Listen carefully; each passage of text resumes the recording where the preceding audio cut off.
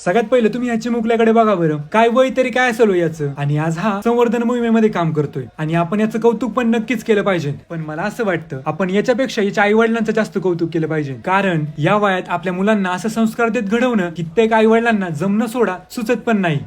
तर आज सकाळीच परिवाराचा पोशाख घातला, राहुल आणि मोहन आला आणि मग आम्ही नारायणगडाकडे जायला निघालो. गाडी एकच होती त्यामुळे आम्हाला ट्रिप्सी जावं लागलं. असो, आज वातावरण तर कमालीचं भारी झालं होतं. नारायणगाव मध्ये आल्यावर एका फुलांच्या दुकानात गेलो आणि 3 फुलांचे हार घेतले. नंतर एका मिठाईच्या दुकानात गेलो आणि गुलाबजाम घेतले. गडाच्या पायथ्याशी एक घर होतं, तिथून मोहिमेला लागणारं सामान घेतलं आणि पायथ्यापाशी असणाऱ्या मंदिरामध्ये आलो. काल रात्री मुंबईवरून रिटर्न यायला मला रात्रीचे 3 वाजले होते, त्यामुळे आज सकाळीच मोहिमेला यायला मला जरा उशीरच झाला होता आणि आम्ही पोहोचेस्तोवर नाश्त्याची तयारी सुरू झाली होती. मग काय, पोह्यांची कढई, चहाचा जग आणि मोहिमेची अवजारं घेतली आणि आम्ही गड चढून वरती गेलो. सर्वजणांनी टाकी साफ करायचं काम सुरू केलं होतं. मग सगळ्यांनी आधी नाश्ता करून घेतला आणि मग परत आम्ही टाकीमध्ये उतरलो आणि टाकी साफ करायला सुरुवात केली. 2.5-3 तास काम केल्यावर बऱ्यापैकी माती, गाळ, दगड बाहेर निघाला. पहिल्या टाकीचं काम उरकल्यावर आम्ही नारायणगडावरच्या 6 टाक्यांच्या समूहाकडे आलो आणि तिथं पण माती काढायचं काम आधी सुरू झालं होतं आणि त्यातून आज वातावरण पण लई क्लिअर होतं, त्यामुळे चांगलंच ऊन लागत होतं. तरी पण दुपारपर्यंत सगळ्यांनी मिळून खूप सारी माती बाहेर काढली होती. घड्याळाचा काटा 2 वर गेला आणि मग आम्ही काम थांबवलं आणि गड उतरून खाली गेलो. जेवण करताना आज पण ताटात 2 गुलाबजाम होते, त्यामुळं मोहिमेचा शेवट आज पण लई गोड झाला होता.